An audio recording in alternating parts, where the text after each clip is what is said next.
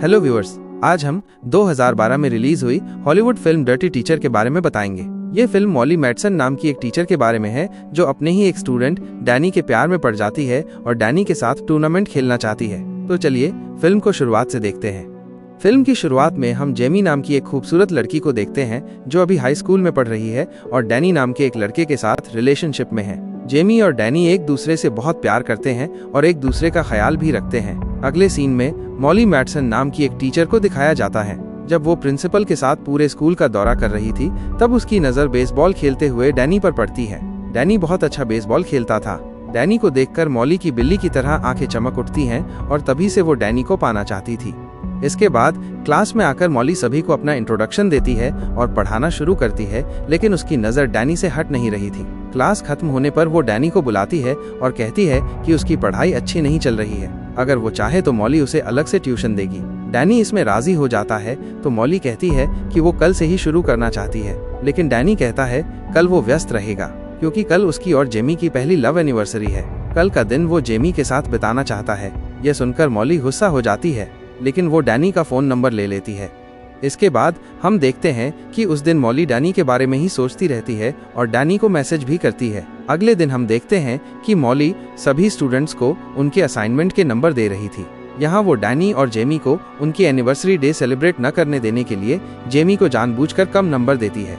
Jamie जब उससे इस बारे में बात करती है तो वो कहती है कि अगर वो एक दिन के अंदर नया असाइनमेंट जमा करेगी तो मॉली उसे अच्छी ग्रेड देगी। जेमी इसमें राजी हो जाती है क्योंकि अच्छी यूनिवर्सिटी में एडमिशन पाने के लिए उसे अच्छी ग्रेड चाहिए थी।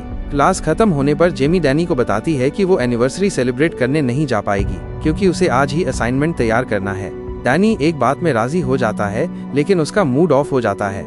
इसके बाद हम देखते हैं कि जब डैनी घर लौट रहा था तब वो फ्री था, इसलिए मॉली उसे एक बार में ले जाती है।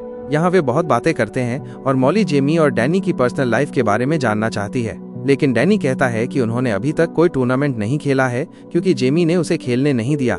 यह सुनकर मॉली बहुत खुश होती है और जब वे जा रहे थे तब मॉली डैनी को किस करने की कोशिश करती है, लेकिन डैनी बात का मतलब समझकर वहां से चला जाता है।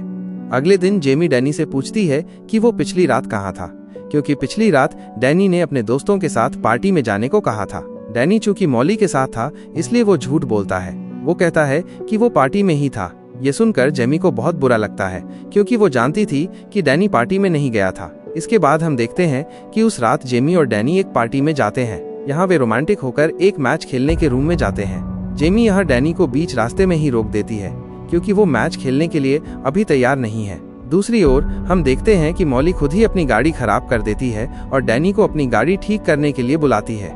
डैनी वहां आकर बहुत आसानी से गाड़ी ठीक कर देता है, लेकिन असली गाड़ी ठीक करवाने के लिए मॉली डैनी को हाथ धोने के बहाने घर में ले जाती है और उसे प्रोत्साहित करती है कि वो अपनी गाड़ी की बहुत अच्छी तरह से मरम्मत करवा ले। अगले दिन हम जेमी को बहुत उदास देखते हैं क्योंकि मॉली ने उसे फिर से सिगरेट दे दी थी। वो समझ नहीं पा रहा था कि मॉली ऐसा क्यों कर रही है। तभी वो डैनी और मॉली को अकेले क्लास में देखता है और उसे उन दोनों के बीच कुछ चल रहा होने का संदेह होता है। दूसरी ओर हम देखते हैं कि रात में मॉली डैनी से अपनी मशीन की फिर से सर्विस करवाती है, लेकिन अगले दिन जब डैनी मॉली के घर जा रहा था तो जेमी उसका पीछा करता है और देखता है कि डैनी मॉली की मशीन की सर्विस कर रहा है। ये देखने के बाद जब वो जा रहा था तो डैनी उसे देख लेता है और उसे रोकने के लिए उसका पीछा करता है। डैनी जेमी से कहता है कि अगर उसके पिता को ये पता चला तो वो उसे मार डालेंगे और वादा करता है कि वो भविष्य में ऐसा नहीं करेगा।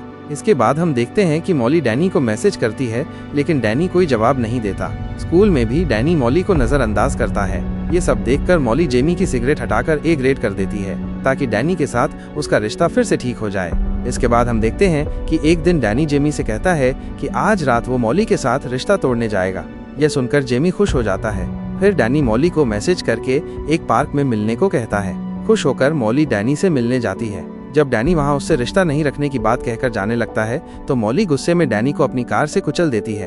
फिर वो डैनी का खून लेकर जेमी की कार के बम्पर पर लगा देती है और डैनी का मोबाइल भी जेमी की कार में रख देती है ताकि सभी जेमी पर शक करें। इसके बाद मॉली एक फिल्म देखने जाती है ताकि वो पुलिस को भी धोखा दे सके। अगले दिन मॉली इंटरनेट से एक मैकेनिक को बुलाकर अपनी कार का टूटा हुआ बम्पर बदलवा लेती है ताकि सारे सबूत मिट जाएं। दूसरी ओर सुबह जब पुलिस को डैनी की लाश मिलती है तो वे जांच शुरू करते हैं। जेमी ये खबर सुनकर अस्पताल जाता है।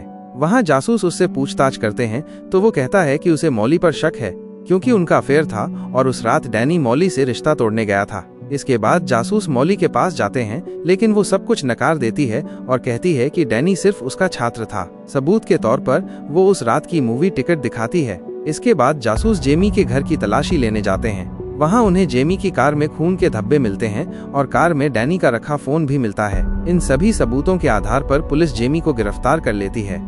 इसके बाद हम देखते हैं कि जेमी के माता पिता किसी तरह जेमी को जमानत पर छुड़वाते हैं। जेमी की मां को भी मॉली पर शक होता है और स्कूल जाकर मॉली की गाड़ी में सेलफोन से उस मैकेनिक का पता मिलता है। इसके बाद जेमी की मां जब उस मैकेनिक के पास जाती है तो वो कुछ भी बताने से मना कर देता है। फिर जब वो जा रही थी तो वहाँ का एक स्टाफ उसे सब कुछ बता देता है। जेमी की मां घर जाकर अपने पति को ये सब बातें बताती है।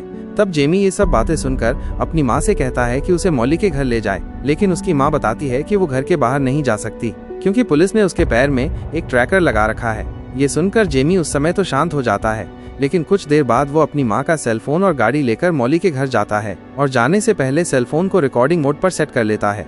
लेकिन मॉली यहाँ जेमी को पकड़ लेती है और सेलफोन तोड़ देती है। जेमी तब सच्चाई बाहर निकालने के लिए मॉली को उकसाने लगता है। मॉली तब गुस्से में एक चाकू लेकर सारी सच्चाई कबूल करने लगती है और वो जेमी को भी मारने पर उतारू हो जाती है, लेकिन तभी जासूस उसे पकड़ लेते हैं। जेमी के घर से निकलने के बाद उसे ट्रैक करते हुए जासूस वहां पहुंच जाते हैं, लेकिन जासूस मॉली को गिरफ्तार करने से पहले ही उस जासूस पर हमला करती है और वहां से भागने की कोशिश करती है। जेमी अब उस जासूस की बंदूक लेकर मॉली को रोकती है। तब तक वहां पुलिस आ जाती है और मॉली को गिरफ्तार कर लेती है। अगले दृश्य में हम देखते हैं कि जेमी अब निर्दोष साबित हो चुका है और उसने फिर से स्कूल शुरू कर दिया है और कुछ दिनों बाद वो अच्छे नंबरों से पास होकर एक अच्छे विश्वविद्यालय में पढ़ने का अवसर प्राप्त करता है और फिल्म यहीं समाप्त हो जाती है। तो दोस्तों, हमारी एक्सप्लेनेशन कैसी लगी हमें कमेंट करके जरूर बताएं। अगर वीडियो पसंद आया हो तो लाइक और शेयर करना न भूलें।